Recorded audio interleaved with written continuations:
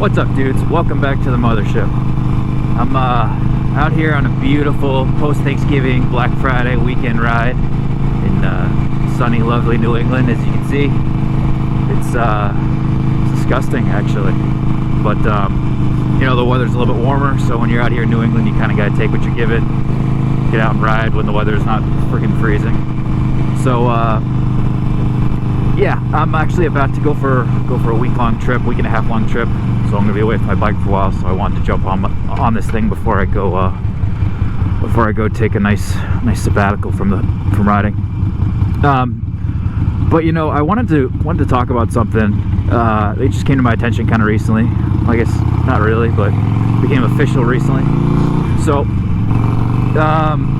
as some of you guys know, I've talked about before, and I'll be putting out a video soon. My brother is a Honda Rebel 500 rider. He's had one for most of this year, and he very much likes it. And earlier this spring, Honda actually patented a 1100 cruiser motor, the 1100cc cruising motor, without really saying what the purpose of that was going to be, what their intentions were. But obviously, as you can tell, speculation was that they're going to come out with a Rebel with a larger motor. And I got a text from them the other day where they had announced just that. They announced that in 2021 they're going to have a Honda Rebel 1100cc motor on their Rebel line. So, you know, being the interested human being I am, I wanted to check out, you know, what are the specs of this bike, what's their intention of this bike, where is it going to sit, you know, on the list of cruisers out there. So you know, let's go through some of the stats here, and I'll give you some of my thoughts, and you know, you guys can maybe make up your minds if you're interested in checking this thing out or not.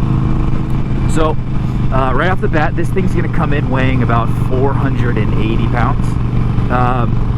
If we're going to compare that to the 500, I think it's just slightly heavier. The 500, I believe, is about 450 pounds. So it's a little bit heavier, but it's still pretty damn light for a cruiser. The seat on it is, I think it sits stock about 27.5 inches, so it's a low seat. So you're going to have that low, I'm assuming your feet are going to be a little bit further forward, so you'll have that standard, you know, cruiser look. The thing's going to come with mid controls. I don't think they announced anything about having the option for forward or rears. The motor itself, it claims to be an 1100cc motor, but in reality it's about 1085. So it's definitely more than double the size of the 500 motor. As far as actual specs, it has 87 horsepower, so it's almost 90 horsepower, and torque comes in at 72. Now I don't know if Honda's publishing just the motor numbers or the numbers actually on the bike, so it could be a little more anemic than that, or that could be what you're actually getting out of the box, so to say. This bike's going to come with 6-speed transmission and cruise control. I'm not sure if cruise control is optional, but I know the ABS is standard. LEDs, all that jazz, which is all kind of nice. So they're giving you a bit of the modern treatment for this bike. Now, the most interesting thing about this motorcycle is that it's coming in at $9,300. That puts it about the same price as the Iron 1200. It puts it at a lower price point than the Indian Scout series. So they're coming into the market hard. They're trying to get, you know, put their foot in the door for kind of the, I guess, more grown-up cruiser market. However, I don't think that's actually their real trick here. And the reason I say that is not only they're coming out with a 6-speed manual transmission, Honda's also selling a fully automatic transmission on this bike. So for extra $500, you can get an automatic motorcycle. Now, why is that important? That's important because no one who's riding a motorcycle wants an automatic motorcycle. You want a manual transmission. You like the feel of shifting. That's part of the reason why we like riding, right? So I think Honda is actually really trying to get into a different segment here. They're trying to get into new riders, and they're trying a different approach than some of the other manufacturers are doing. Is that going to play out for them? I don't know. I don't know who wants to get on a bike when you can just go buy an electric bike or something, but I think that is their game plan. You know, it is interesting that they do have a pretty comparable specs on their motor compared to the Iron and to the Indian. Indian's a little more beefier. The Iron just has a much higher torque bar, but I don't really want to get this into a comparison conversation. But you know, it's an interesting bike. It's going to, I don't know how many people are going to switch from, you know, the tried and true Irons and the Indians that seem to be getting a pretty big following to the Honda line. And I don't know how well their idea of putting out an automatic motorcycle is going to be to pull in American customers. You know, that might be different overseas.